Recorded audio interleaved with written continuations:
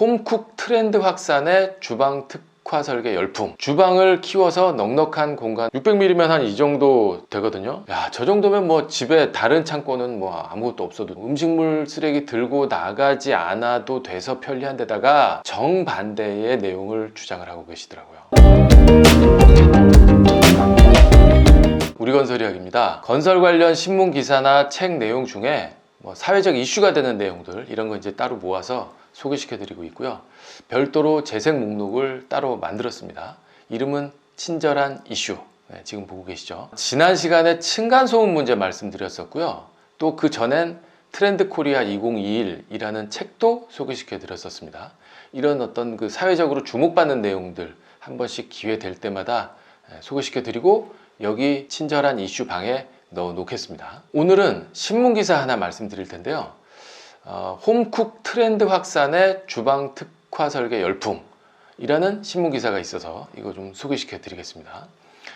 얼마 전에 분양한 아파트 이야기인데 최근에 분양한 아파트는 과거에 비해서 어떤 특징이 있는지 살펴볼 수 있는 시간이 될 것 같습니다. 5가지 특징이 보이는데요. 첫 번째로 넓어진 주방 규모, 그래서 가로가 3.5, 세로가 4.2 라고 하는데 얼마나 넓어진 건지 볼 거고요. 2번, 싱크대도 기존 대비 3cm 높였다. 3번, 가로형 대형 와이드 창, 주방창 폭을 넓혔다는 내용인데 이것도 얼마나 넓어진 건지 비교해서 말씀드릴 거고요. 4번, 팬트리 이야기도 나오네요. 5번, 음식물 쓰레기 이송 설비. 이렇게 5가지 특징 말씀드리겠습니다. 먼저 첫 번째, 주방을 키워서 넉넉한 공간을 확보했는지 이걸 좀 살펴보겠습니다. 올해가 21년이고 4년 전에 분양한 아파트의 주방하고 비교해 보면 뭐 비교가 될 것 같아요. 제가 있었던 현장의 도면이고요. 그때 이제 17년도에 분양을 했습니다. 그때와 비교해서 얼마나 넉넉해진 건지 알 수 있겠죠. 그때 분양한 84A형이 가로가 3.4, 세로가 4.0이고요. 84B형이 주방이 조금 더 크게 나왔는데 이것도 가로가 3.5, 세로가 4.2 이 정도네요. 그런데 신문기사에 나온 21년도에 분양한 가평 84 타입은 가로가 3.9, 세로가 4.2. 주방이 뭐 확실히 많이 넓어지긴 했습니다. 사진으로 보면 이렇게 생겼어요. 11자형 하부장이 눈에 띄는데 주방에 양쪽에 문이 있어서 저렇게 이제 배치를 11자로 이제 한 것 같아요.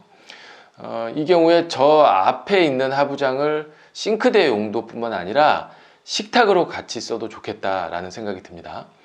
그렇게 하려면 상판 높이가 890이 아니라 식탁 높이만큼 낮추는 게 좋고요. 무릎이 들어갈 수 있도록 상판을 튀어나오게 하면 얼마든지 가능합니다. 식탁이 없어도 되기 때문에 공간 효율 측면에서 좋습니다. 저희 집이 이렇게 쓰고 있거든요.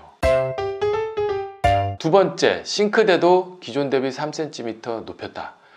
이건 지난번에 제 동영상 있잖아요. 주방 가구 인테리어 동영상. 여기서 이제 말씀드렸었는데 여기 위에 링크 이제 보이시죠? 지금 보고 계신 그림이 그때 설명드렸던 사진이고요. 이게 예전에 우리나라 성인 여성의 평균 신장이 159cm였는데 최근에 조사를 해보니까 161cm로 2cm 정도 커졌다라는 거고요.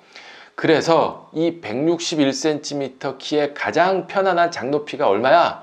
라고 계산을 해봤더니 890mm더라. 그래가지고 모델하우스에서 표준 높이로 하부장 높이를 맞춘다. 이 얘기 이제 말씀드린 거고요. 그런데 자기 집에 인테리어 하실 때는 뭐 자기 키에 맞추면 좋잖아요. 싱크대 하부장 높이 얼마로 맞춰야 적당한 거야? 이거 궁금하신 분들은 제 동영상 보시면 나옵니다. 3번, 가로형 대형 와이드 창. 17년에 분양한 타입이 가로 1170에 세로 630이었어요. 근데 올해 분양한 가평은 가로가 1770에 세로가 670이니까 좌우폭이 600mm 한 이 정도 되거든요. 이 정도면 뭐 옆으로도 굉장히 많이 넓어진 거고 세로 폭도 커진 상태죠. 근데 이렇게 창이 커질 수 있는 건 이중창이라서 가능한 얘기입니다. 문이 지금 도면에서 보시는 것처럼 안쪽에도 좌우로 하나 있고 그 바깥쪽으로도 또 좌우로 하나씩 이렇게 두 짝이 있잖아요. 근데 예전에 지은 아파트는 지금 사진 보시는 것처럼 창이 한 짝이에요. 안쪽 바깥쪽으로 두 짝이 아니고 한쪽만 있다고요. 이럴 경우엔 창의 단열 기능이 현저히 떨어지기 때문에 뭐 마구 키울 수가 없는 거죠. 네 번째, 팬트리 이야기도 나오네요. 그래서 크기를 재봤더니 가로가 2820에 세로가 1500이에요. 야, 저 정도면 뭐 집에 다른 창고는 뭐 아무것도 없어도 될 정도로 굉장히 큰 크기죠. 사진으로 보면 이렇습니다. 현관에 팬트리가 있으면 여러 가지 장점이 많다라고 말씀드렸어요. 자전거, 골프채, 뭐 캠핑용품 같은 실외에서만 쓰는 이런 뭐 여러 가지 운동기구 같은 거, 이런 것들 집 안으로 들고 막 줄줄이 옮길 필요 없잖아요. 그냥 현관에 넣고 현관에서 빼고 이러면 되니까. 제 현관 팬트리 동영상에서 이렇게 생긴 예전 타입의 아파트에서도 현관 팬트리 원하시면 충분히 만들 수 있습니다 라는 내용으로 올린 게 있으니까 참고하실 수 있습니다. 오늘 본의 아니게 제 채널 광고 많이 하게 되네요. 다섯 번째, 주방에 설치된 음식물 처리 시설. 이건 롯데건설과 포스코건설에서 지난달에 분양한 아파트에 들어가는 시스템인데, 사진에서 보시는 대로 주방 개수대 밑에 저렇게 처리 장치가 들어가 있어요. 투입구 모습이고요. 탈수기로 음식물 쓰레기의 물기를 쫙 제거한 다음에 지금 보이는 사진에 뚜껑 열고 저기다 이제 쏙 넣기만 하면 되는 방식인데, 정말 편리하겠어요. 뭐 음식물 쓰레기 들고 나가지 않아도 돼서 편리한 데다가 바로바로 처리하면 되니까 냄새도 없고 훨씬 뭐 위생적인 거죠. 이렇게 중앙 처리 시스템은 개별 인테리어 공사할 때는 할 수 없는 거잖아요. 그야말로 건설사 시공 단계에서 들어가야 하는 시설이라 저런 거 해놓으면 뭐 인기가 당연히 많죠. 기사 내용은 여기까지 말씀드릴 거고요. 처음 말씀드렸던 주방이 넓어지는 특징이 있다, 이거 관련해서 추가로 좀 말씀드릴 게 있는데, 지금 보시는 게 지금 제가 읽고 있는 책인데, 이 책 저자분도 공간 전문가로 유명한 분이거든요. 정말 우연히 이 책에도 주방 크기에 대한 내용이 나왔어요. 근데 이분은 정반대의 내용을 주장을 하고 계시더라고요. 주방이 작아지는 추세다라고요. 이유는 가족 구성원이 적어졌고 함께 식사하는 횟수도 줄어들었고 대신에 외식과 배달 음식 시켜 먹는 경우가 많아졌기 때문에, 그래서 주방에서 요리할 기회가 적어졌다. 그러니까 커질 필요 없다. 이런 이제 얘기인데 정말 정반대의 의견인 거죠. 그러면서 저자는 좋은 식탁을 샀다면 꼭 주방이 아니더라도 밥을 제일 자주 먹는 공간에 둬라, 이렇게 얘기를 하고 있어요. 거실이어도 좋고 서재여도 상관없다. 식탁을 가장 잘 활용할 수 있는 공간에 두었다면 잘한 것이다 라는 얘기인데, 저는 이 이야기가 더 맞는 말인 것 같은 게, 주방이 좁아서 식탁을 못 놓는다면 뭐 어디든지 상관없겠다. 당신이 밥을 맛있게 먹을 수 있는 곳에 둬라, 뭐 이 얘기잖아요.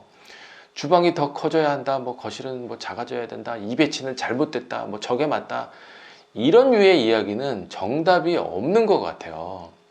주방이 커진다면 한정된 공간에서 다른 공간은 작아지거나 또는 뭐 없어지거나 해야 되는 거잖아요. 각자의 라이프 스타일에 맞게 뭐 남편이나 아이들이 같이 요리하는 거 좋아하는 스타일이면 주방이 큰 게 좋을 거잖아요. 뭐 복잡할 테니까.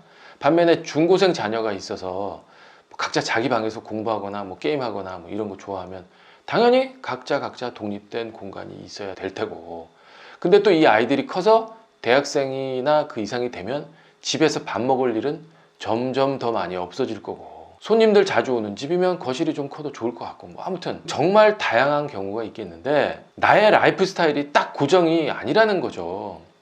아이들이 크고 내가 좋아하는 것도 바뀌고, 뭐 요리 좋아했다가 영화 보는 거 좋아질 수도 있고 뭐 그렇잖아요. 그래서 현 상태를 크게 뜯어 고치지 않고 뭐 소파나 식탁 같은 가구, 아니면 뭐 냉장고 같은 전자제품의 위치를 이걸 어디에 두느냐, 이것만으로도, 그러니까 가구의 배치만으로도 자신의 라이프 스타일에 맞게 얼마든지 연출이 가능하다 이거죠. 뭔가 좀 인위적으로 막 뜯어 고치고 그러는 거는 돈도 많이 들고 기능에도 문제가 있고요. 별로 좋지 않은 방법인 것 같아요. 원래 있는 상태에서 최대한 활용하는 게 이게 제일 좋은 거죠. 네, 오늘 주방 특화 설계 열풍이라는 신문기사 소개시켜 드렸는데 여기까지 하겠습니다. 감사합니다.